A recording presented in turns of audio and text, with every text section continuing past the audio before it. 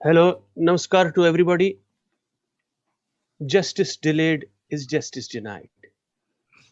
हजारों टॉर्चर, हजारों मौतें, लाखों बेघर, 90 करोड़ देश की जनता जो अब माशाल्लाह 1.5 अरब हो गई है, उनकी चुप्पी, उनकी inaction.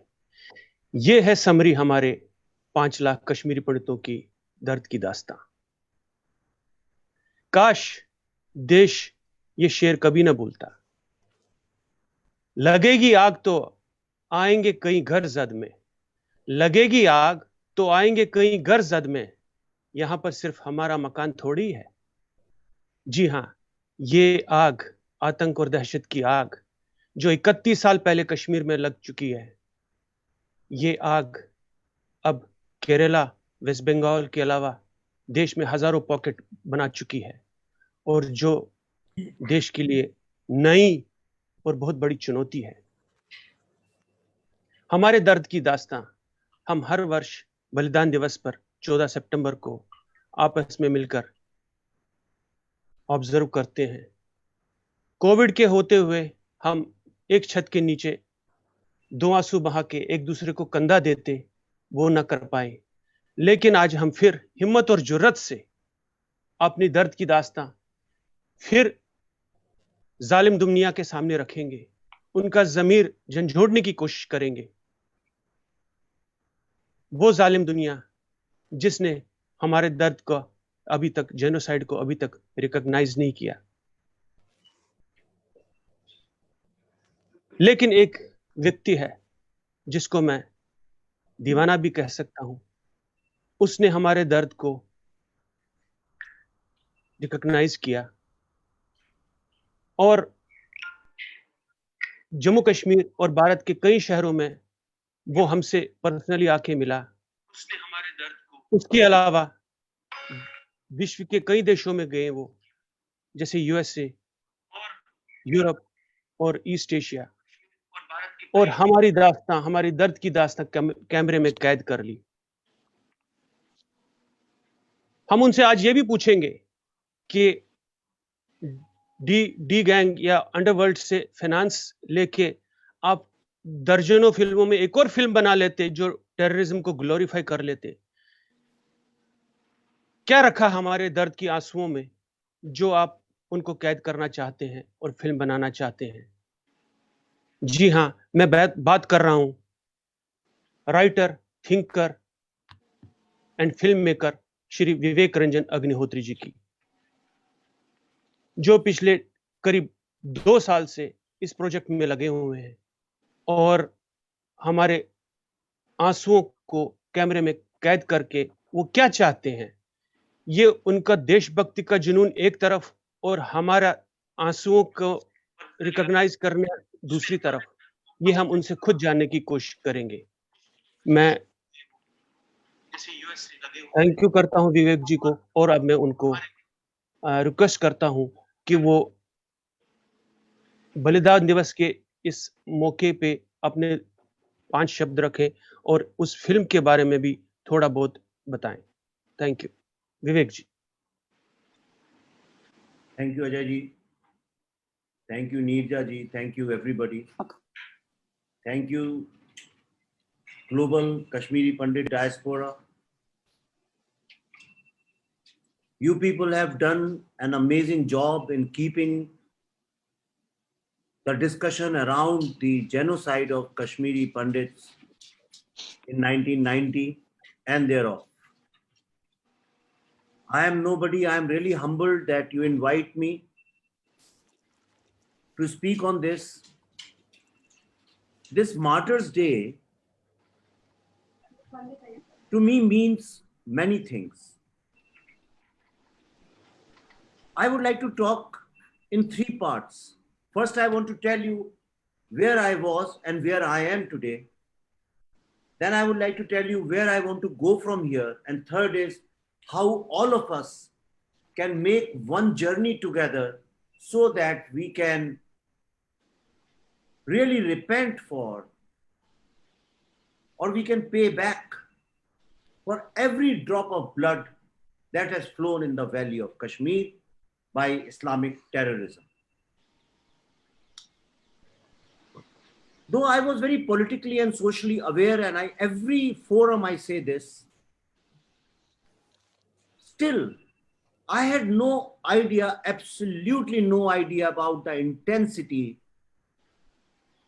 of this genocide. In fact, I didn't even know that it was a genocide. I thought, yes, there were problems, there was terrorism, and thousands of Kashmiri brothers and sisters had to leave home.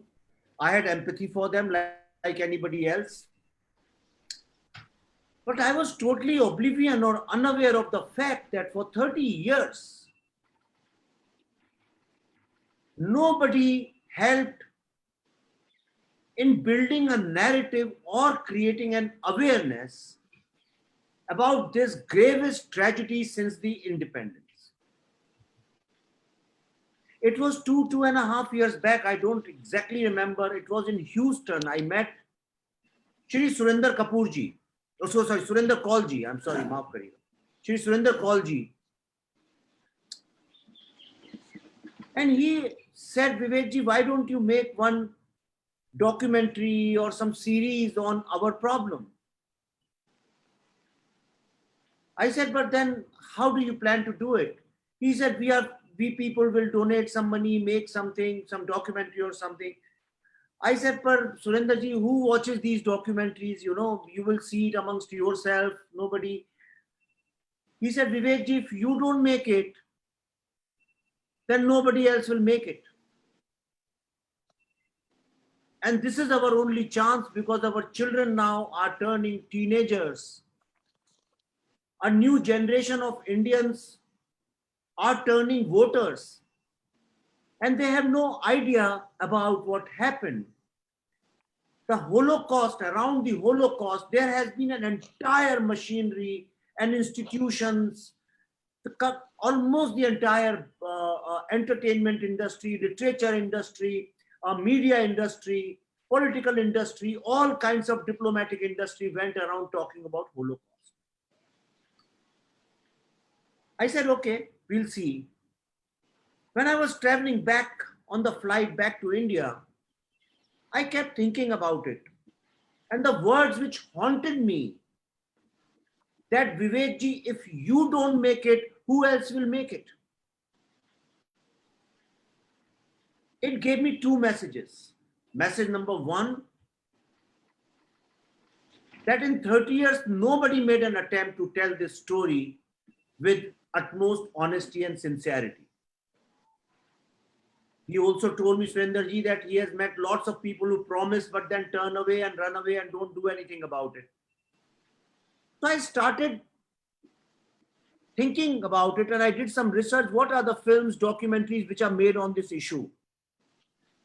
And the first film which came to my mind was Heather, which was made by a very, very able, a great award-winning filmmaker, a highly respected, intellectual thinking filmmaker, Shri Vishal Bharadwaj ji. The film was based on the book of Bashrat Peer. But as a filmmaker, he claimed that he did a lot of research and he has done justice to that period of terrorism in Kashmir. But I was aghast that this film takes place in the period of 90s. But not even one scene he mentions what happened to Kashmiri Pandits, Kashmiri Hindus. In fact, he has tried to justify terrorists and denounce Indian army. And very cleverly, that film has installed or instilled coding, as we talk in psychology, or messages at a very subconscious level, so that when my son, 17-year-old son, watches that movie, he sees one hero of the film, he goes to Martin Temple, the Sun Temple, and he sings a song, Bismillah, Bismillah. But the reverse is not true. Similarly, nowhere in the film they talk about this. They have whitewashed, not whitewashed, they've deleted this history forever from the cinema. cinema which can work as the greatest soft power in the world. If Holocaust is alive today, it's due to cinema. Hollywood has worked as the brand ambassador and the soft power or the storyteller of the Holocaust of Jews. Why Indian filmmakers failed to do that? Why our writers failed to do that? Then came a second chance. When they made a film called Shikara, please trust me, I speak from my heart. I am a upasak of Saraswati. I have no malice for anybody. I'm just talking about the principles. That film had such great opportunity because it was based on a wonderful book written by Shri Rahul Pandita, and Rahul Pandita ji was the writer of that film. But they also whitewashed the whole thing and they said, chalo jo hua hua bhul jao. No, I do not agree with that. So when I realized that it is very important to tell this part of the story, my reason was this. The politicians very smartly, very cleverly, all kinds of politicians and media have very cleverly played a scam on Kashmiri Pandits. And the scam was this. They always tried to localize it. They always tried to convey as if this was a problem of Kashmiris in Kashmir. And it wasn't an Indian problem. Thousands, tens of thousands of Kashmiri Brahmin Pandits, Kashmiri Hindus getting dislocated, the exodus, the killings and the rapes and the genocide and the burning of the homes wasn't an attack of Hindu civilization, wasn't an attack of India. It was attack on a community. We always kept saying Kashmiri Pandit community, community, community, community. And for 30 years, people like Vivek Ranjan Agnihotri, who are so socially and politically aware, who know so much about Kashmiri intellectual knowledge and the entire literature, even people like me became cold, became numb towards it, and I thought it's a community problem. And that's when I decided that I will achieve two things with the work I'm doing. In fact, three things. Number one, what Government of India failed to do is forming a tribunal, and like for Holocaust, they did war crime testimonials on camera. I will go and within my resources, whatever I can do within my limited resources, I'll go door to door and I will do these testimonial recording on camera. And which is why a lot of people said, we will come, you make a studio, we'll come from Delhi, from Jammu. I said, no, I'll go to each and every house. I tried to do this in US, UK, Jammu, Delhi, Mumbai, Pune, Bangalore, Kashmir, wherever. Singapore, I was planning to go to Australia and New Zealand, but then Corona crisis came.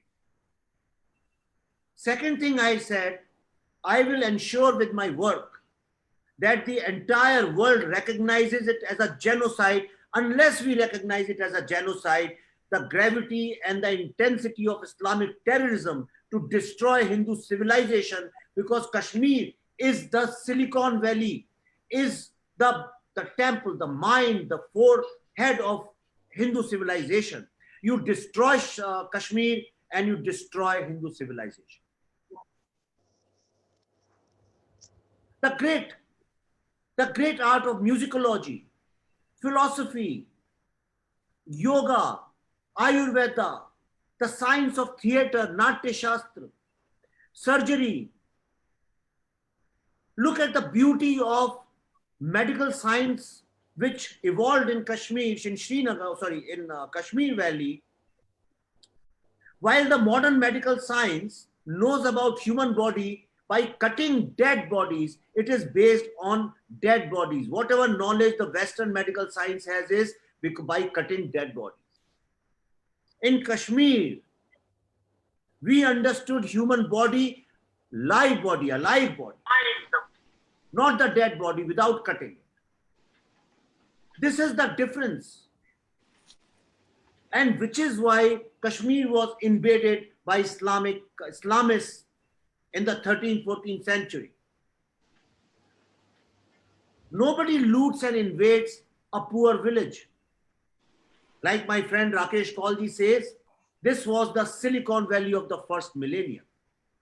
So I said, I have two challenges. Number one, to make the world realize and understand that Kashmir was the Silicon Valley and it is the cultural apex center of Hindu culture and Hindu civilization. This every single Indian has to realize and understand. I have taken this challenge upon myself, and I promise all my friends here that our film will ensure that whoever sees it knows that what is the cultural and intellectual and academic importance of Kashmir, and why it is the duty of every single Indian to protect, preserve, and promote the Kashmiri culture.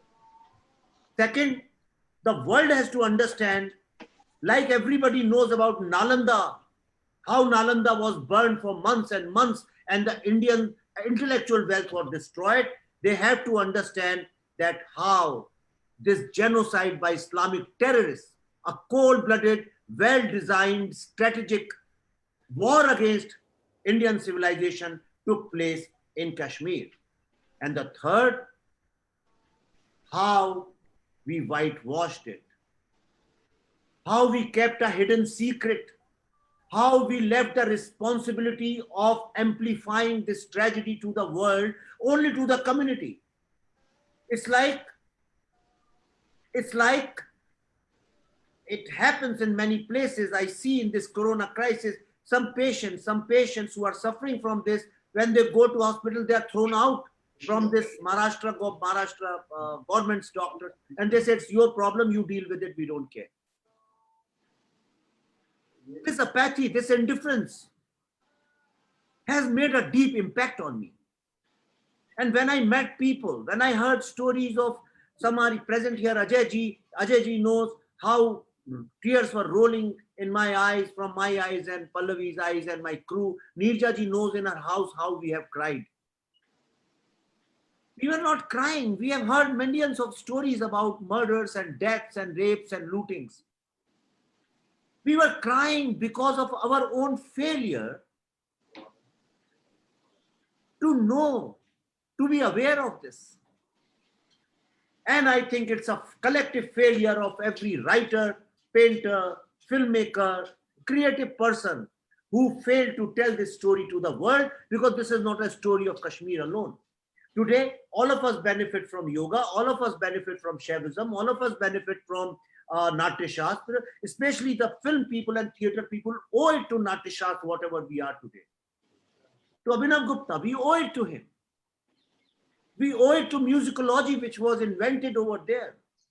The great Kalidasa. So it's a collective failure. I said, I'll pay back for it. ये ऋण मुझे उतारना है और मुझ पे सरस्वती का आशीर्वाद है. मैं सरस्वती की उपासना करता हूं. And some inner conscious, my voice told me, inner voice, that I have to do this job. And last two and a half years, this is all I am doing. We were all set to shoot this film. We were leaving on the 15th of March. In fact, we wasted a lot of money in tickets and all the money went down the drain. But then 18th say this thing lockdown started and we had to postpone the shooting. But now we are shooting it in the month of December and January. And this was blessing in disguise. Again, I would say this was Saraswati's blessings. That film got postponed because this crisis has given me a new dimension to my thinking, to my emotions, to my understanding of the world. Today, when we are locked down,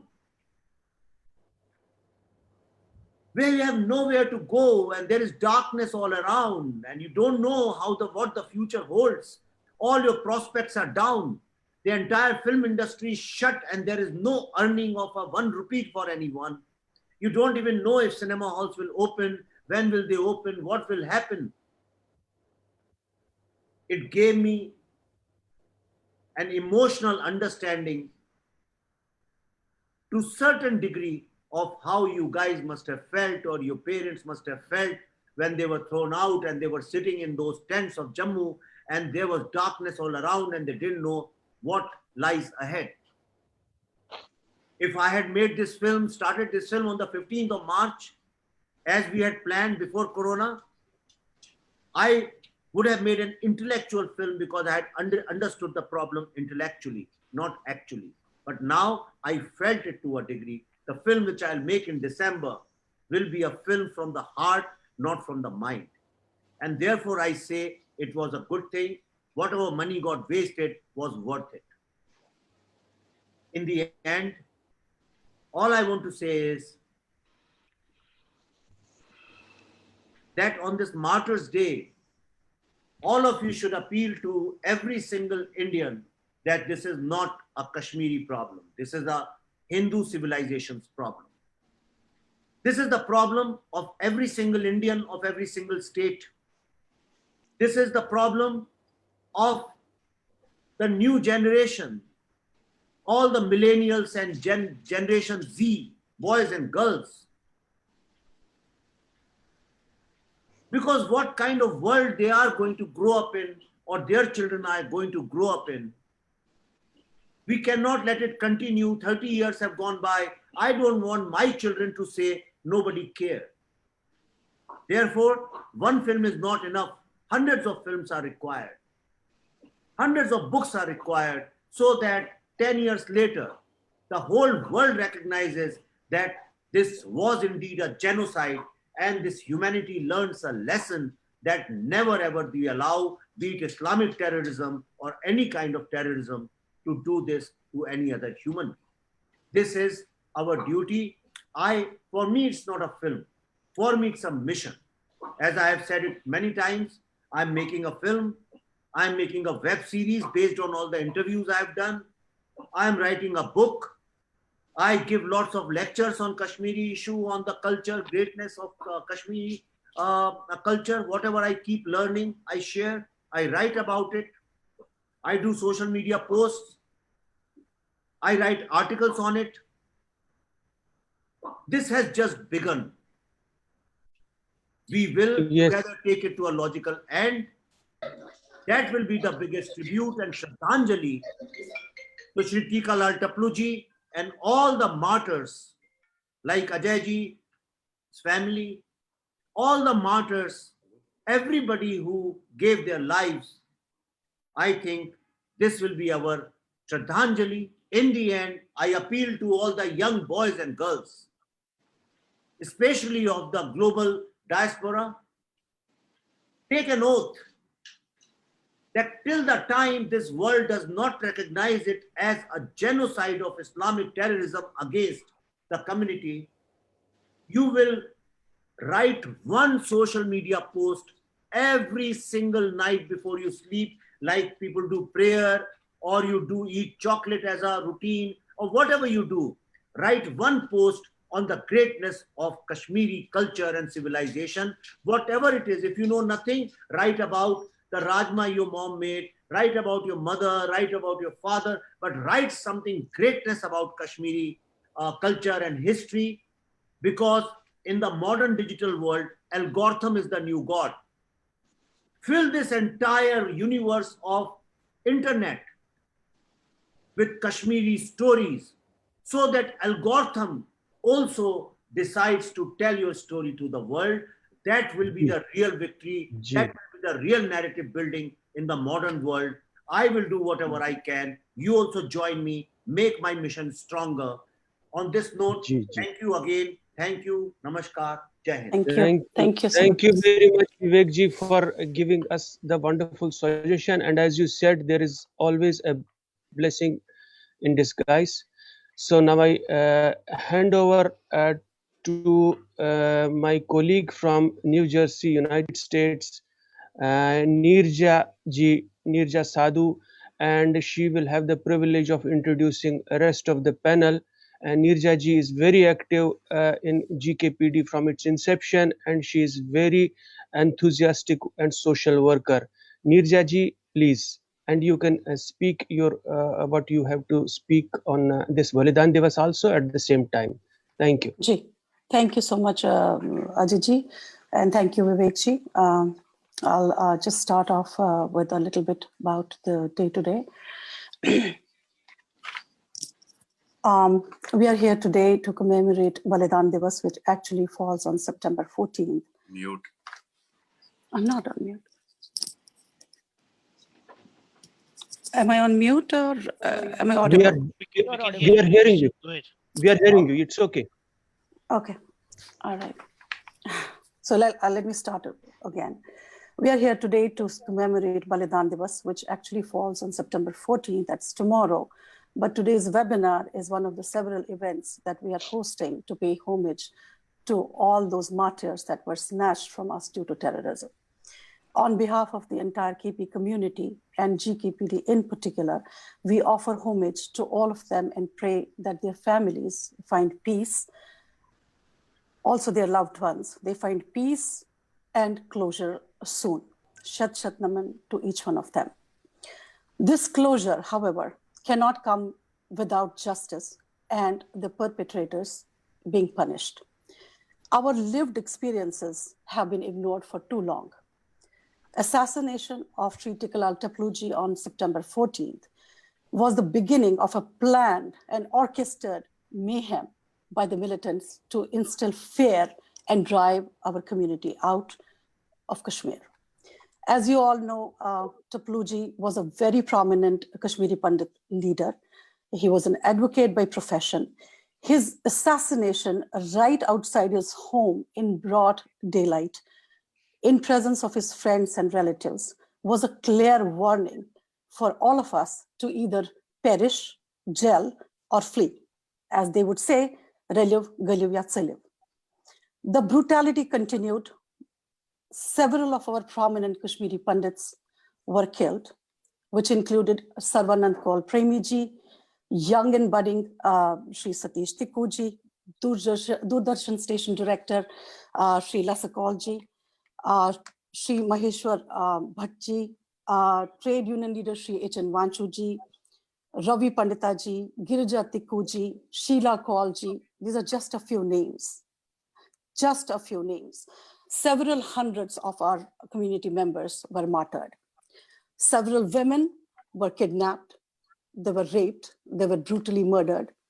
Thousands of brave personnel from our army, CRPF, Air Force, security agencies, and J&K police became victims to terrorism, and it still continues. In addition to the documented 1,100 plus KP killings, there are thousands of others who succumbed to heat stroke, to snake bites, mental depression, despair, or lack of life sustenance because of loss of native habitat. While those responsible were enjoying a lavish lifestyle and mocking at us through print and visual media. खून खौलता था जब इन सबको हम television पे हमारा मजाक उड़ाते हुए देखते थे. बार बार बुलाया जाता था इनको और हमारे जख्मों को कुरेदा जाता था. Members from our community, they have written several books. Some of them made documentaries as well, movies as well. But our plight did not catch the attention of the big filmmakers or the historians or journalists of the time. Why? Why is that our saga is not taught in school textbooks?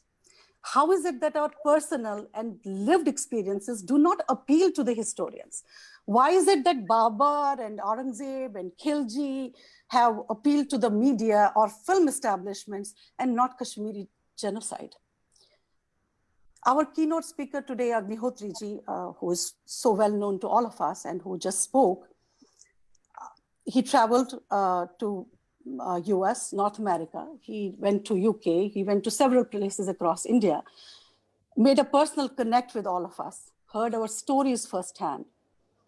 I know they have a very arduous and challenging task of sharing our exodus with the rest of the world. We cannot thank them enough for empathizing with us, making it personally to our homes, relating to our stories and crying with us. And that has happened to me because he was in my home. Both of them were in my home, actually. Their son was also here. And listening to our stories that each one of us had to tell. We appreciate Kangana Ranautji also for her concern and empathy towards us, and to all the fellow Indians across the globe, actually, who have shown tremendous support to us for the last few years. I wish to thank them all that came forward to hear us, to talk to us, or to talk about us. It's only recently, actually, that more people have understood and the systematic and planned expulsion of our community from our land. Once a majority, KPs were a mere 3% of the population of the state in 1990, of Kashmir, I would say, 1990. This seventh exodus has completely wiped us out from the scene of our ancestral land that was once a Rishwar.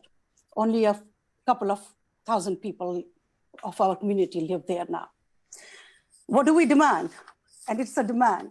It's not a request, it's not a plea. It's a demand. We demand justice, we demand recognition of our forced exile as a planned and orchestrated genocide. As a community, this is our collective task. I would quote Munshi Premchand ji here, सौभाग्य उन्हीं का हो सकता है जो अपने कर्तव्य पथ पर अविचल रहते हैं. हमारा धर्म, हमारा कर्तव्य और संकल्प इन सब भाई बहनों को न्याय दिलाने का है, और ये तभी हो सकता है जब हम एकजुट होकर अपने अधिकार के लिए लड़ेंगे और इन सब भाई बहनों के लिए न्याय प्राप्त करेंगे. Today we have the honor of having 4 key speakers whose loved ones were martyred. It takes great courage to narrate such horrifying accounts. We salute each one of you for your courage and your resilience. We have with us Ashutosh Tapluji. Ashutosh ji is a son of Shri Tikalal Taplu, needs no introduction. Sushma Shala Kaulji, she is a gynecologist based at Jammu. She is the daughter of Shri C.L. Shala, who was martyred in Kupwara in May 1990. Bhavna Pandit ji is a daughter-in-law of Shri Jain Pandita. It's very hard to even say what actually happened. They were kidnapped, along with his brother, he was kidnapped. He was strangulated with barbed wires, and their bodies left hanging on a tree for 3 days. Bhavna is a teacher by profession and is a social activist. Vikas Raina ji is son of Shri Ashok Raina, principal of, who happened to be the principal of a senior secondary school in Gould Ramban. Ashok ji and his 2 KP colleagues were martyred in 1997. We have with us Utpal ji. Of course, everybody knows him. He has been a social activist ever since I know him, and I know him from my childhood. He has been fighting for our cause. He has been very, very active in our GKPD activities. He is our coordinator based in India. And also we have Ajay Chaudhary ji, who is moderating the event. I thank you all for being here, listening to us, and paying homage to our martyrs. Thank you, Ajay ji, back to you. Thank you, Nirja ji, for your empathy. I request Ashutosh Tapluji. Ashutosh Tapluji is known to not only in our community, he is known all over India and maybe worldwide. And I request him to take the mic and speak. Thank you.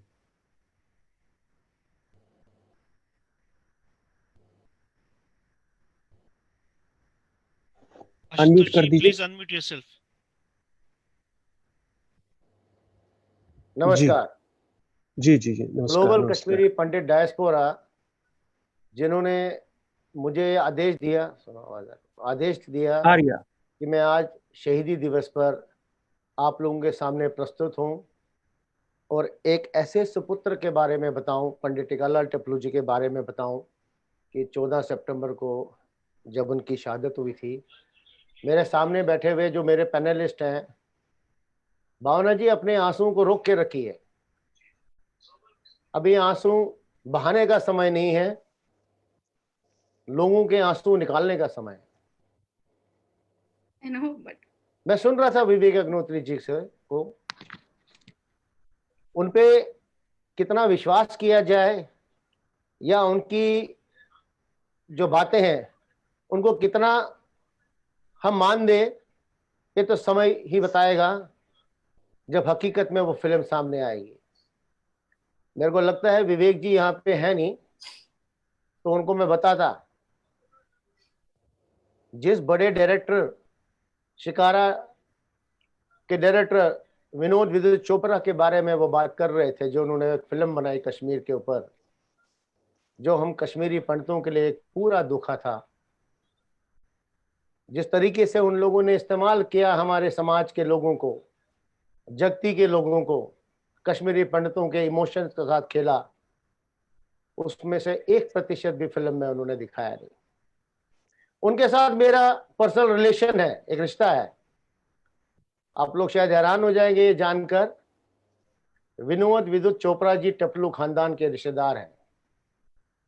उनकी अपनी बहन शैलजा जी मेरी सगी मामी है, मतलब शैलजा धर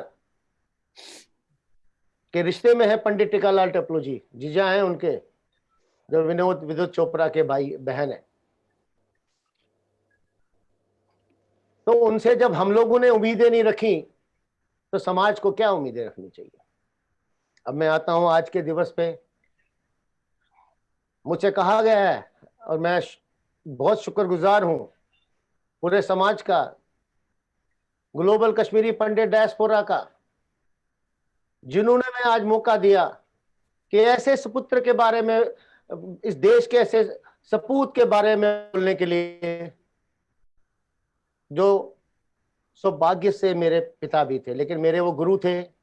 मैं आज भी उन लोगों को, आप जैसे लोग, सारे लोग उनको मानते हैं, उसी तरह से मैं आज उनको श्रद्धांजलि देना चाहता हूं। एक ऐसा सपूत जिसे मालूम था कि मेरी हत्या हो सकती है, मुझ पर अटैक हो सकता है। उत्पल जी यहां बैठे हुए हैं। उत्पल जी तो, टीकालाल जी हमेशा कहते थे कि उत्पल जी मेरे उत्तराधिकारी हैं, मुझसे ज्यादा जानते हैं। उन्होंने जब काजी निसार को वापस उत्तर दिया था, उनका जो पत्र उनको धमकी का मिला था, उसके बाद उन्होंने जो उनको जवाब दिया था कि I will change your whole dynasty into desert, उसके गवाह होती है। मालूम था उनको कि मेरी हत्या हो सकती है, मुझ पर अटैक हो सकता है। तो अपनी पत्नी को दिल्ली में छोड़कर वापस जाना और वहां पे कश्मीरी समाज के लिए लड़ना, अपने एग्जिस्टेंस के लिए लड़ना, ऐसे सपूत बहुत कम जन्मते हैं देश में। मुझे गर्व महसूस होता है जब आखिरी बारी उन्होंने मुझसे कहा, मैंने बहुत रोकने की कोशिश करी लेकिन चले गए। मुझसे कहा, तुम लोग क्या जानना चाहते हो, क्या समझना चाहते हो, कि मुझे वहां के लोग कहेंगे भगोड़ा है, डर गया। टीकालाल उस व्यक्ति का नाम है जो कभी डरा नहीं। उत्पल जी जानते हैं, वो हमेशा कहते थे, मैं पहले कश्मीरी में उसको बोलूंगा, हिंदी में उसको दोबारा बताऊंगा। हतई मज भारत बुचुस चोन संतान कभी क्या गशम अगर वंदई पलन पान। हे मातृभूमि, अगर कभी मौका मिला मुझे अपने प्राणों की आहुति तुझ पर निछावर करने की आवश्यकता हो, ये टीकालाल टपलू पीछे नहीं हटेगा। तो हुआ भी ऐसा ही। वो एक बात और हमेशा कहते थे, उत्पल जी के अपने कार्यकर्ताओं को कहते थे, इन लोगों को से ही कहते थे कि ऐसी गोली नहीं बनी है आज तक जो टीकालाल टपलू की छाती को पार कर सके। हुआ भी ऐसा ही। उन कायरों ने, 5 कायरों ने गोली उनके पीठ पे मारी। जब वहां के जो लोकल लोग थे उनसे पूछा गया, मैंने क्या हुआ था, बोले पीठ के पीछे उन्होंने 4 गोलियां मारी। वो घूमे और बोला, कायरो अगर हिम्मत है तो मेरी छाती पे गोली मारकर दिखा दो। हमारे बीच में कितने, शाला जी बैठी हैं, भावना जी बैठी हैं, अशोक जी बैठे, रैना जी बैठे, कई लोग बैठे हुए सामने, इन्होंने सब ने ये चीजें देखी हैं। टीकालाल जी की हत्या करने का मतलब यही था कि कश्मीरी पंडितों की आवाज को बंद कर दें, लेकिन उन्हें शायद मालूम नहीं था, जिन 400 लोगों ने, 500 600 लोगों का जिनका रिकॉर्ड हमारे पास है, उन्होंने जो अपनी प्राणों की आहुति दी है, उनके अंदर भी टीकालाल टपलू की वो आत्मा और आवाज जिंदा थी। वो डरे नहीं, उनका मुकाबला किया। तो ये चीजें जो है श्रद्धांजलि जो देने का जो हम हर वर्ष ये ऑब्जर्व करते हैं, आज का दिवस बलिदान दिवस, ये उन तमाम सब ठीक है। 14 तारीख एक ऐसा ऐतिहासिक डे है जिस दिन टीकालाल टिपलू जी की हत्या हुई, लेकिन मैं ये मानता हूं जितना बलिदान, जिस बलिदान से हम टीकालाल टिपलू जी को याद करते हैं, उतना ही बलिदान का महत्व उन सब तमाम कश्मीरी पंडितों ने जिन्होंने अपना बलिदान दिया है इस कश्मीर के ऊपर। इन बलिदानों की कदर करनी चाहिए। मैं हमेशा उत्पल जी से कहता था, हमेशा 14 सितंबर के दिन, उत्पल जी एक चिट्ठी लिखनी है। जम्मू कश्मीर विचार मंच से हर कार्यक्रम में बोलता था कि एक 14 सितंबर से पहले एक पत्र लिखा जाए इन सब फैमिलीज को कि हम कश्मीरी पंडित आपको भूले नहीं, हम आपको याद कर रहे हैं। विवेक जी तो अब फिल्म बनाने की बात कर रहे हैं, आप जरा यह वेब सीरीज की बात कर रहे हैं। आप जरा मेरे फेसबुक को देखिए, 9 साल पहले मैंने अनाउंस कर रखा है कि टीकालाल टिपलू फाउंडेशन वेब सीरीज बना रही है, एक किताब बना रही है और डॉक्यूमेंट कर रही है in the shape of electronics and book shape में भी अबाउट द मार्टियर्स फैमिली, जो काम मैं कर रहा हूं। विवेक जी का क्रू मेंबर्स मेरे पास आया था, मैं ऑलरेडी 5 फैमिलीज की शूटिंग कर चुका था, लेकिन जब विवेक जी ने बोला कि उनके जो क्रू मेंबर्स मेरे पास आए, बोला आप डुप्लीकेट मत कीजिए, हमने रिकॉर्डिंग करनी है, हम आपको देंगे, वो अभी तक मुझे मिली नहीं है, वो अलग विषय है।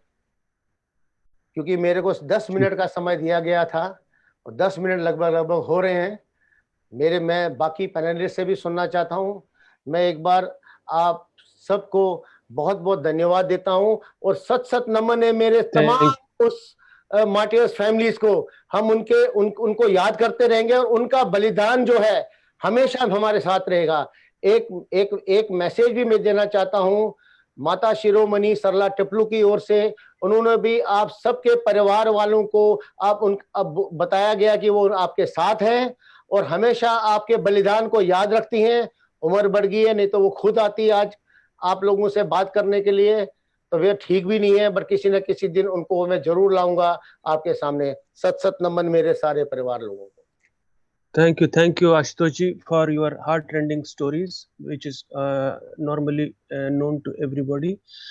और मैं अब रिक्वेस्ट करूंगा डॉक्टर सुषमा शाला जी को, वो जम्मू में है और वो अपना केस जो है 10 मिनट में बता दें। Sushma ji, doctor Sushma please. Namaskar. First of all, I would like to thank the global Kashmiri Pandit diaspora for giving me this platform to put forward my story. I'm here today to pay homage to all the martyrs, right from the era of Sikandar Butshikan, when he killed 1 lakh Kashmiri Pandits. And before killing them, he cut their sacred threads, the Jenu, and they mounted them into 7 different mounts, and each weighing 37 kgs at Batamazar. Coming to the recent martyrs, I start with Mrs. Prabhavati Bhatt, who was the first Kashmiri Hindu lady who got martyred in 1989 April, to Mr. Ajay Pandita, the recent one, in 2020 June. It is not the death. It is not the death that makes a martyr, but it is the cause that makes a martyr. And our people attained martyrdom because they followed a different faith from the majority. If I talk about my father, he was having a very decent job of a teacher, but he always wanted to serve his motherland, and he joined the police department in 80s. He was working as inspector in 1989 and was deputed to intelligence wing and posted in the border district of Kupwara. It was roughly during this time that the ugly face of militancy had already started emerging on the beautiful landscape of Kashmir. Boys from this side were going towards they were crossing the border for arms training. And my father was keeping a very strict vigil on these activities. He had received threatening letters from Hizbul Mujahideen, but we were unaware of this. I, with my mother and younger brother, who was just 5 years old that time, were putting up at Baramulla, because my mother was working in Baramulla, she was a teacher, and we were studying in St. Joseph's School. I was going to school, though many of my friends after the dreadful night of January 1919 had left. But I was still going to school. And it was roughly, I think, in the last 10 days of April, I don't remember, 1990, when I was coming back from school, local boys, Muslim boys, stopped me and they told me, you be aware, we will convert you and get you married to a Muslim. Go and tell this to your father. When they said this thing, I started trembling because I never expected this thing to happen to me, to his daughter. When I reached home, I told my mother about it. I was crying. I told her I will not go to school now. When my father came back home, my mother told him about this episode. And they decided that me, my brother, and my mother will leave for Jammu and my father will join afterwards. But I did not agree. I said either all four of it will go or we both four stay back. Then eventually my father, though reluctantly, agreed to this. And we all decided that we'll shift on 3rd of May. And he applied for leave in the department. And I think this thing was leaked from the department. On 1st May, he left for his job. He used to go every day. He used to bid goodbye to his kids and go. That day he came back. And he put his hand on my hand and said, "You are the eldest. You have to take care of the family." He must have sensed his death. But in my innocence, I never understood what he's trying to tell me. But then I asked him, "Daddy, वापस कब आओगे?"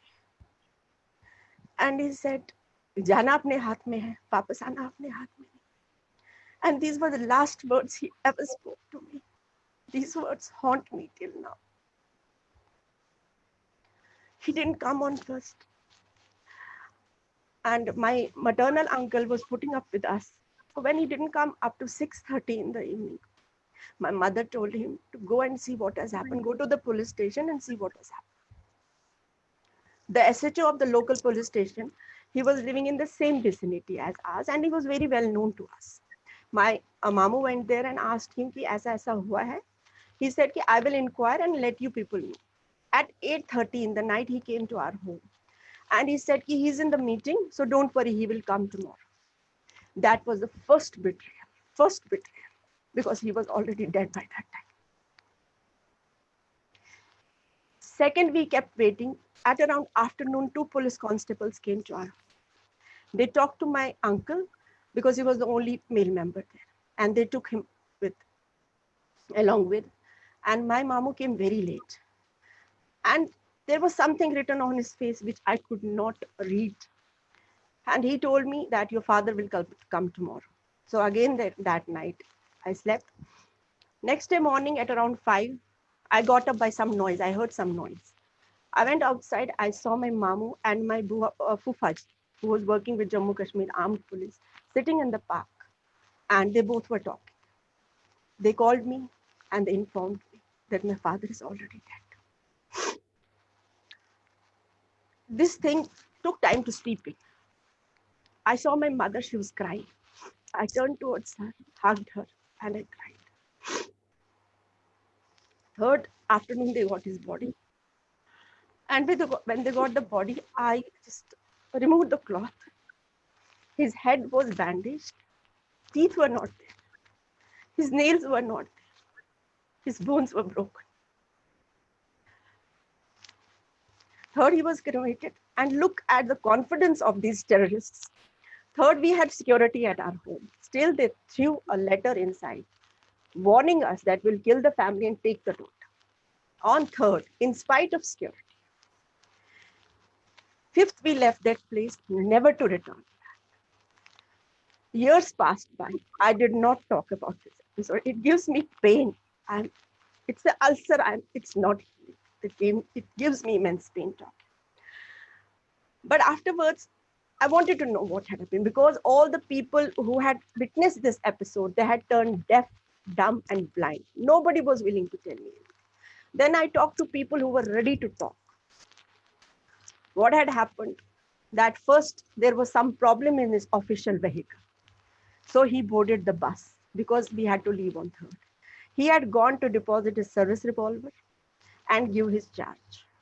When he was in the bus, his PSO was along with him. And while he was sitting in the bus, the PSO got down and he talked to few men in the bus stand. Then he touched one of them who was wearing a firan to ascertain that he was carrying the weapon. Once the bus started, the PSO boarded and sat with my father. Bus moved from this bus stand Kupwara towards Handwara. There was this one lonely patch in between, and suddenly a van overtook the bus and the bus driver had to apply brakes. 4 or 5 people with weapons, they jumped out of the van, opened the driver's side, and just kept the pistol at his forehead and told him that stop the bus. 3 men jumped inside the bus, opening the main door, and they started shouting my father's name. In that bus, many people knew my father. They knew him very well, but nobody uttered it. Even Muslims were in that bus, but even they did not say. Then, when there was window of silence for 3 to 4 minutes, his PSO got up and he pointed towards my father that he is this man, this is the man. They dragged him from the bus, bundled him in the van, took him to village Kasipura in Kupwara district. There was a hut in the middle of fields, which was just acting as an interrogation center for those militants. He was in their captivity for 3 to 4 hours. And those 3 to 4 hours, they did everything which was inhuman, which could put humanity to shame. They pulled his teeth, they plucked his nails, broke his bones while he was still alive. Frustrated because my father didn't say anything, they dragged him out to hang him from a nearby tree. But my father was very athletic, so they could not do that.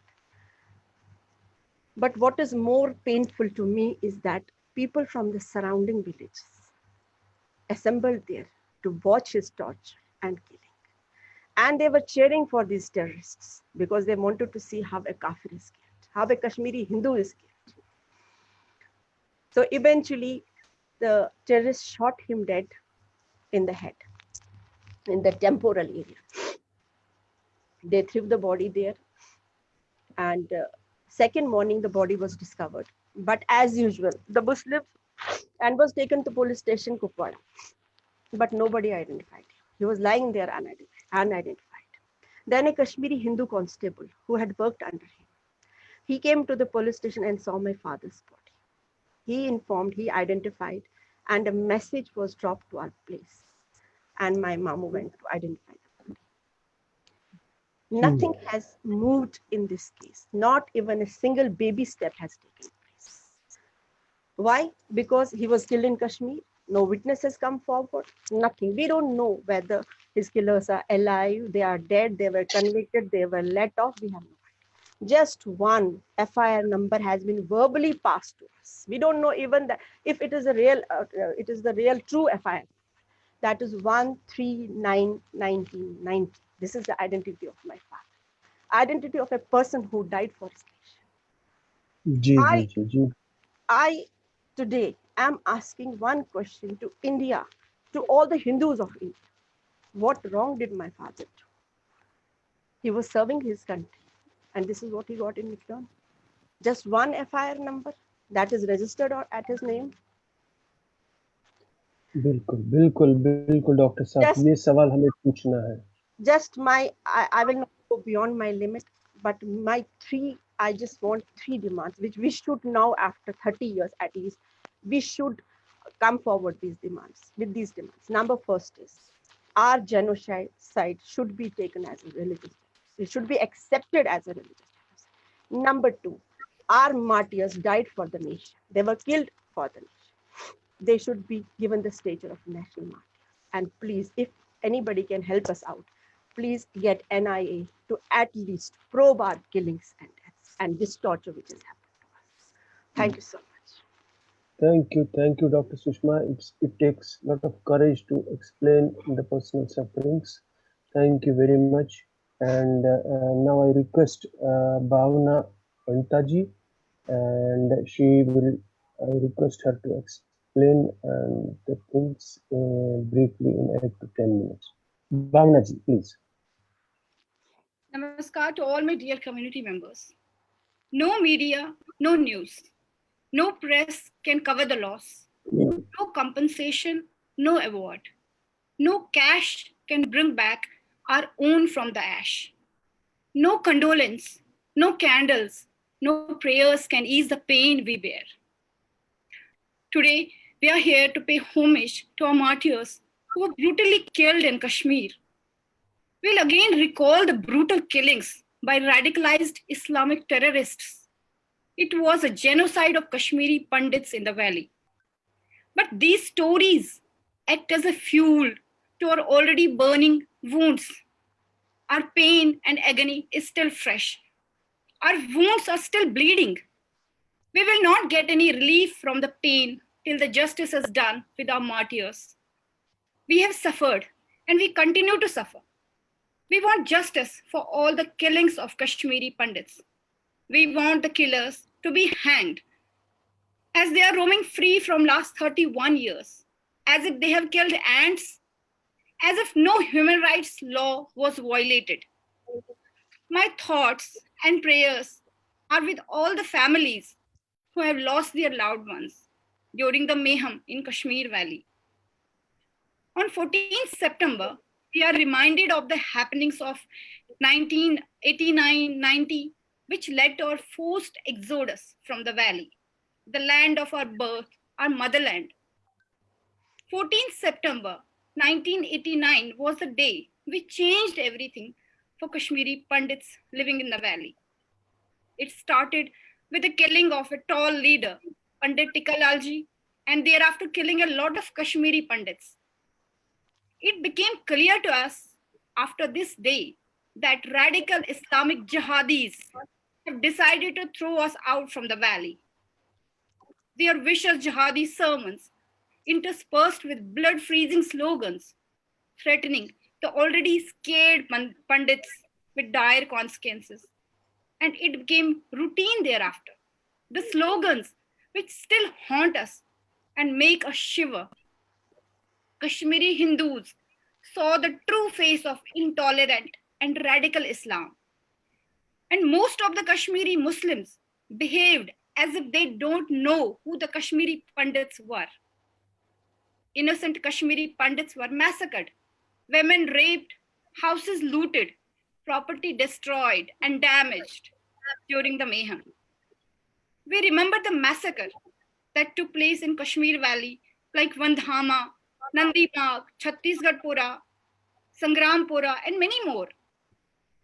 The aftermath of such selective killings was ethnic cleansing of Hindus from the Kashmir Valley and led to our tragic exodus. My family I'm married into belongs to a village, Bhagatpura. It's an area in Handwara and in district Kupwara. North Kashmir was more influenced and affected in the beginning of militancy. The militants who came from across the border after completing their training in Pakistan had to cross through these towns to reach Srinagar. So during the stay of these militants at some of these places, they influenced and motivated young Muslim boys to join the armed insurgency. Their tricks play a great role. And the result was that in every such village, armed militants were seen roaming around very freely, showcasing their weapons. And the North Kashmir villages were worst affected. My father-in-law, Sri Jagannath Pandita, was a true nationalist and a brave man who never compromised with his self-esteem. He was a social worker and always helped even the Muslim neighbors. He was working with revenue department and would help the farmers of the village for settling all agriculture disputes. But all his virtues had no effect on the terrorists and local Muslims who were witness to his killing. He was not spared by the local Muslim terrorists despite of his helping these Muslims. He had 3 sons and the family was living happily, although he had lost his wife in a tragic accident much before the turmoil started in Kashmir. He had sent his 3 sons along with his extended family out of Kashmir during the unrest in early 1990 but had stayed back with the thought that there should be someone at home to look after it till the family comes back from Jammu. As everybody thought that we would have to return as soon as the normalcy is restored in Kashmir Valley.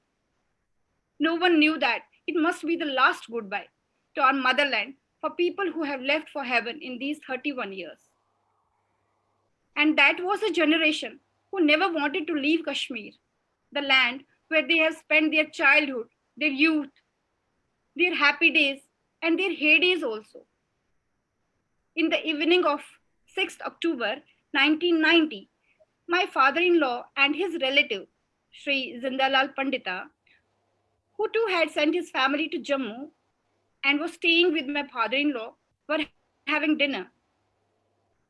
They had just started to eat when the servant, who was a Muslim and was working with my in-laws for so many years, he came along with a few terrorists.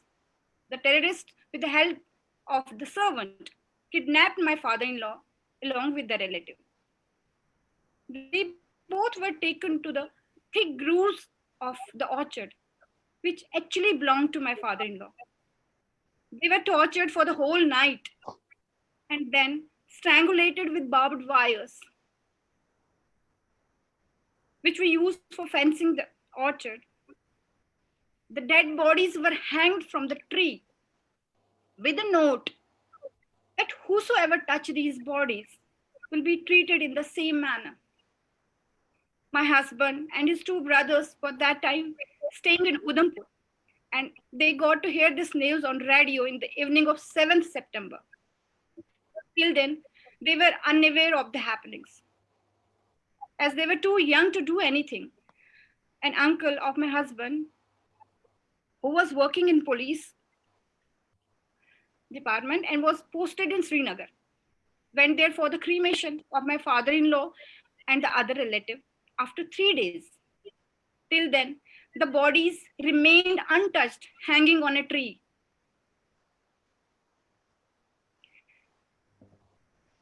But unfortunately, local police did not allow them to cremate my father-in-law in or around Handwara. Such was the terror of militants. The dead bodies were taken to Kupwara then for cremation. How pathetic was it? We later filed an RTI, but came to know that the case has been closed due to lack of evidence.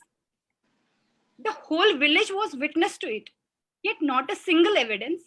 How sad, how gruesome. Even if there was no witness, two people had been killed and someone has killed them definitely. There should have been a proper case and the culprit been punished. But as usual, nothing worked in favor of Kashmiri Pandits. And same happened to other martyr cases also. They too were declined on the same basis. They too were denied justice. Never ever a legal action has been taken so far in any Kashmiri murder case. Probe into genocide of Kashmiri Pandits should be taken up by the government. This is the voice of every suffering Kashmiri Pandit in exile. There are hundreds and hundreds of heart-wrenching stories of Kashmiri Pandits, which people don't know. All the cases should be reopened and culprits hanged. Justice delayed is justice denied. 30 years and still going. For how long we have to be like that in our own country? And with the citizens of India, why this stepmotherly treatment with us in our country, in our own country? It's like now or never. I think this is the prime time we all should get united for a common goal. We should awake and arise so that what we suffered, our future generations should not. That's all I have to say. Thank you so much. Thank you, Bhavna ji, for this heart-wrenching story. I request Vikas Raina ji and explain his story within 8 to 10 minutes. Vikas ji, please. Namaskar. First of all, I want to thank Global Kashmiri Pandit Diaspora for giving me this opportunity to be part of this esteemed panel. Today is a Martyrs' Day, in the sense it is right from Prabha Devi, to Tikla Taplu ji, now to Ajay Bharti ji. Shat Shat Naman to everybody. My father, Shri Ashok Kumar Rana ji, was a very brilliant student, because my grandfather was a teacher, and he was all good things for his son because of his brilliance. My father, at the age of 21, was went to Agra University on a scholarship and did his MSc electronics honors, and came back and became a lecturer. Um, so he was very hardworking. He was an educationalist. He was doing a lot of stuff in terms of research and all. This story starts at in 90s. We left Kashmir. We were basically from Sopor, Baramulla. When we left Kashmir, we were the only house in the area which we were living. We were the only Kashmiri Pandit house, and we left in early 90s. My father, immediately after we left, in 6 months, he got posted um, um, uh, as a principal, promoted as a principal to Gul, to Kargil. So he went to Kargil, and he spent almost 3.5 years in Kargil. And there's a norm in uh, J&K government that whenever somebody goes for a posting like Kargil or Leh, once he comes back, he gets posting of his choice. So when my father came back, he was told that we cannot give you posting of your choice because you are a very young officer, and we need to send you to some more remote area. So first thing was there, it was a conspiracy. He was not given posting of his choice. My father was posted to Gul, Ramban. It was a pro-militant terrorist prone area, known for, it was a hub of Hizbul Mujahideen at that point of time. So, and it was a very remote area where he was posted. And when he went to that area, the education system of that school, higher secondary school, was very bad. There were not more than 150 students, but he worked hard over the years and all that. And within 2 years, the enrollment in the school reached almost 650 students. And that was one threat which was to the terrorists, that if the kids get educated, then the terrorism, they cannot have their way. So my father he was given threats and all that at point of time, but my father he was a brave heart, and he wanted to continue with this thing, because imparting education to the kids was his only dream. So it was there were 15 days of gap. He came back and all that, because sometimes I remember, sometimes he had to walk more than 25 kilometers uphill to reach to that place. And I remember my grandfather died because there was no mobile phones at that point of time. My father had left his place in the morning from Jammu. When my grandfather died, he reached Gul, and he got the telegram or phone at that point of time, and he came back. So 50 kilometers he walked and came back. And I remember on the 10th day of my father's this thing, I saw his feet. It were all bruised. The feet were all bruised and all that. So this was the commitment to his work and all. So there were 15 days of gap, and after 15 days, my father, it was 14th of July, 1997.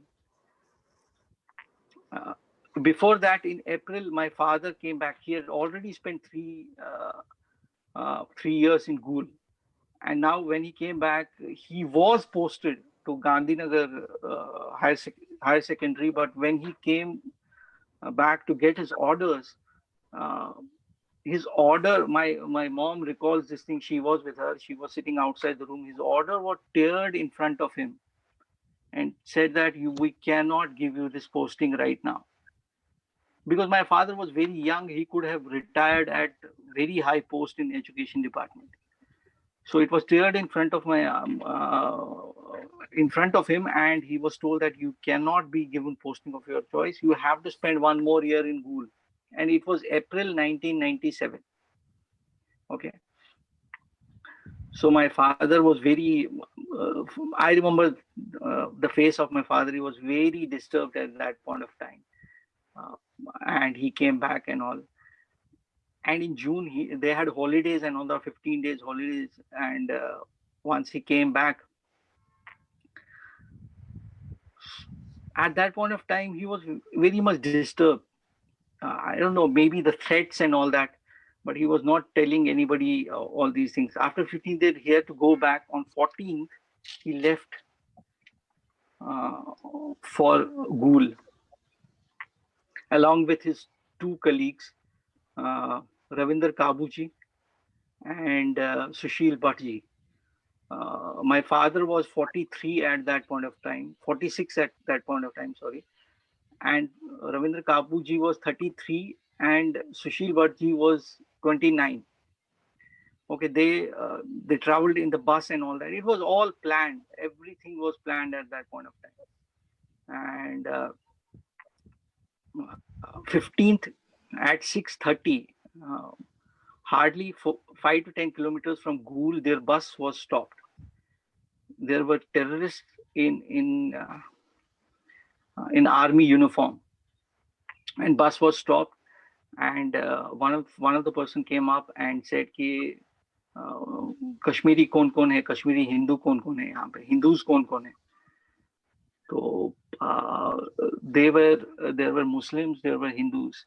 There were 6 Hindus, out of which there were 3 Kashmiri Pandits and 2 more Hindus were there.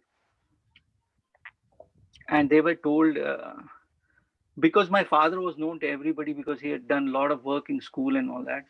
So all the Muslim people there, they knew that something bad is going to happen. They actually, for 1.5 hours, they debated with these terrorists that you cannot take them right now. We know what you have to do. They said, no, our commander only wants to talk to them, nothing else and all that. So 4 people were taken. It was a canine curve on the other way itself. 4 people were taken there. One of them was a policeman who was a Dogra. He jumped down the valley, and 3 of them were taken. And it was a blind hill, and there were gunshots, and they were shot at point blank. So for 1.5 years, we didn't know this thing because that time there was no communication channel and all that. 1.5 hours, it was told that they were lying there and all that. Next day morning, at 4 o'clock, some policemen came to our house and all that, 4 o'clock in the morning, and said that उनकी बस को grenade का हमला हुआ है, तो हमको पता नहीं है अभी क्या है, तो आना पड़ेगा किसी को. So I was very young at that point of time. I have mother and grandmother only. So my Mosaji was living nearby. I went to him. He went there. But by 8 o'clock, it was all over the newspapers that these people have been killed. And so in the evening, the dead body came, and I saw my father's body. It was, there were 11 bullets. I still feel that heaviness when I holded my father and all. It was total chaos. There were more than 5,000 people there outside our house. Because it was in the same locality, Sushilji also used to live. And when I went, you won't believe this thing, Ravinder Kabuji was very handsome. When I went for cremation and all that, I wanted to see him also at that point of time. When I saw him, his skull was open because he was shot in his head multiple times. So it was it was a scene of horror. In the sense, I cannot explain. I was very young at that point. I didn't know what to do and all that. So this is what had happened. But after some time, in the sense, when I became independent and all that, I started thinking that why this happened to my father. After that, let me tell you this thing also. After that, a SIT was also formed for these killings. My father's in Pune, but it was within 2 months it was closed. Nothing ji ji happened and ji all that. We have that letter also. Now what after before few years back I decided to um, file a PIL file a PIL regarding my father's to reinvestigate, because I think it was a conspiracy to reinvestigate his murder.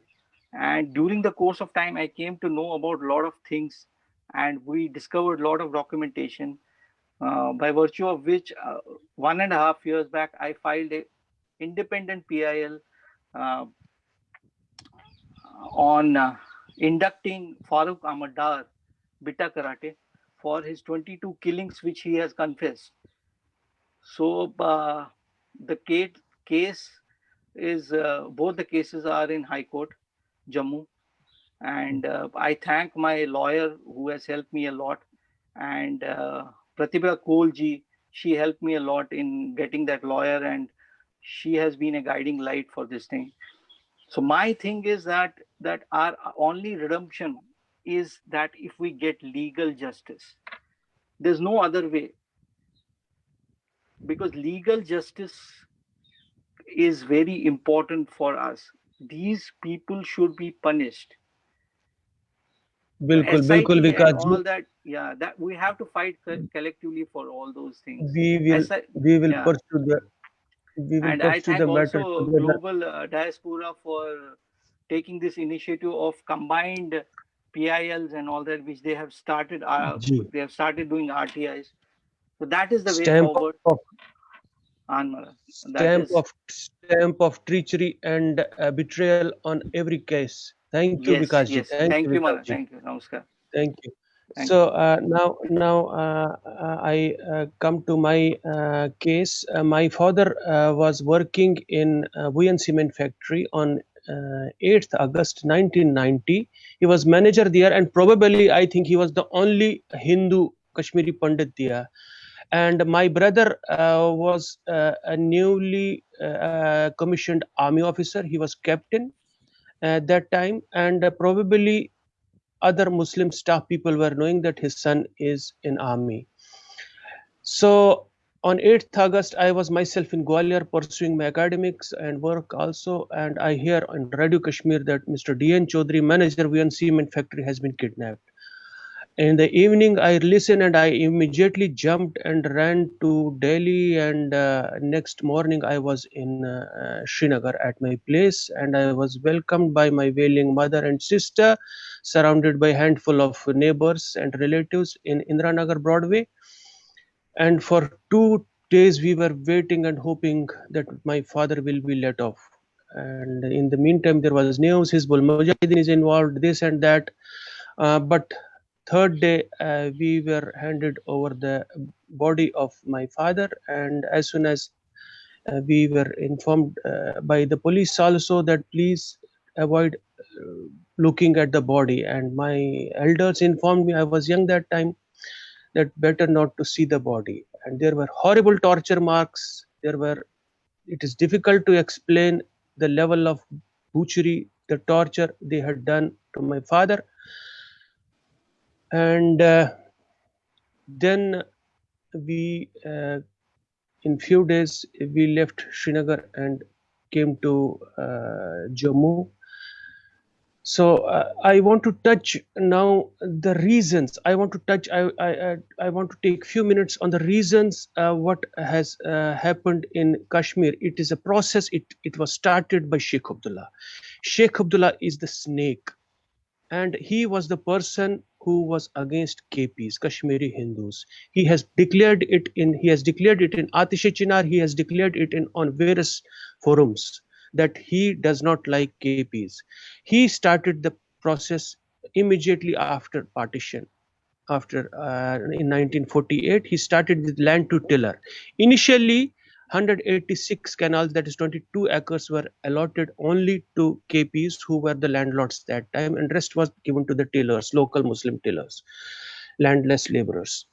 So this process continued from 1948 to 1975. Even this ceiling of 186 canals was reduced in a way, and then he started a madrasa culture. Awqaf trust was developed everywhere, particularly wherever there was Hindu shrines and temples. For example, in Hari Parvat, he will surround the Awqaf trust everywhere. On near every shrine, he'll do this thing. And he had a very big so-called vision of Greater Kashmir, which was nothing like greater Islamization. So he developed Doda Kashmir link so as to dilute the Hindus of Doda. He developed Simthan Pass. He developed Poonch Rajouri Kashmir called Mughal Road. And then there was Hindu colonization in Jammu, Muslim colonization of Hindu dominated areas in Jammu and around areas. And there was also process of reducing the Hindu majority constituencies like Habakadal, Rainawari and Karanagar, so as to make them Muslim majority areas. Then the famous resettlement bill in 1980.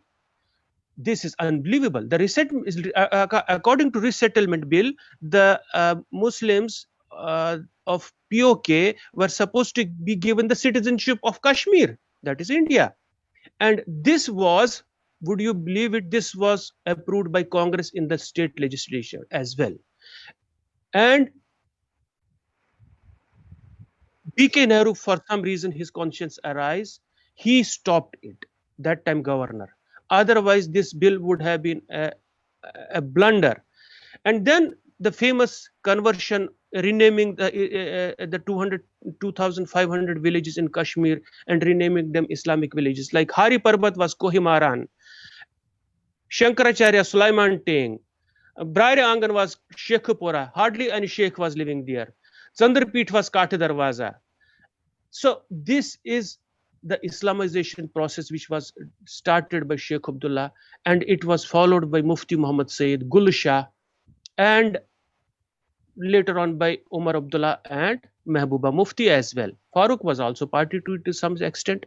Now, my question is, why don't we involve their names in the tribunal, which we are demanding, and the tribunal should be at par with the Nuremberg trial. Nuremberg trial, which was held after the World War II, and Germans, most of the Nazi party Germans were convicted in that. And why can't we hold a tribunal, name it something like Indian Tribunal or Kashmir Tribunal, and even Sheikh Abdullah and Mufti Muhammad Sayyid can be posthumously or in absentia convicted. Named. This is named and convicted. And of course, Mehbooba type should be in jail for their rest of their life, because they are also the scorpions and snakes who have made our life horrible through Jamaat and all that. So in the end, I thank everybody. I thank GKPD for giving us the platform, and I thank all the panelists today. And I request in the end Utpalji to say something and then close also. Utpalji, please.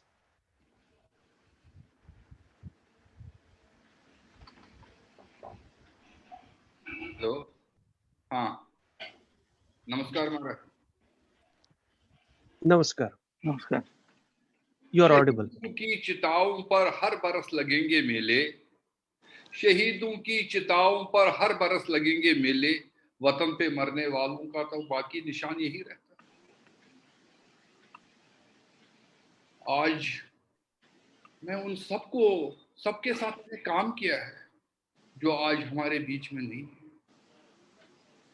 मैंने 21 साल लगभग टेकलाल टिपलू जी के साथ काम किया है मैंने प्रेमनाथ भट्ट जी के साथ काम किया है मैं बहुत आदर करता हूँ मैंने गुंजू साहब के साथ काम किया है और मेरे परिवार के 3 लोगों को, उसमें से 2 लोगों को एक साथ मारा गया, मेरे अंकल और आंटी को। ये सब हुआ क्यों? आज हमारे पास उतना समय नहीं है कि मैं I am eyewitness to each and every event. I have seen the first bomb blast in October 88 in Kashmir University. 14 अप्रैल 89 को मैंने मेरे ऑफिस दुकान पर ग्रेनेड लगाने के लिए आए थे, लेकिन वो विश्वा भारती रैनावारी पर ग्रेनेड लगाया. विसारनाग में जून में, in the month of June, the Pandit of Visarnag was assassinated. But they wanted to assassinate a big name of Kashmir so that it will be a big national and international news. So they killed our beloved leader, my guru. He was my father, he was my guru, he was my friend. And that is the only time in the whole of Kashmir when 50,000 people participated to pay homage to him. And whole Kashmiri Hindu community was awake. And we thought it was only him.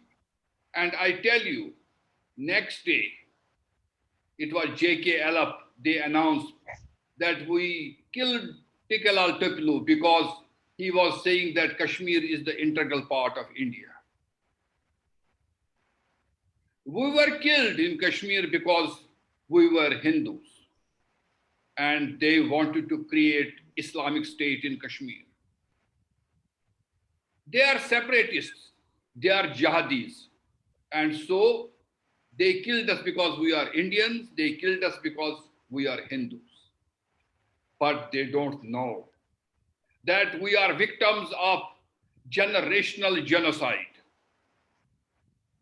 We have seen genocide, as Sushma ji has said earlier, that from Sikandar Butshakan we have seen genocide.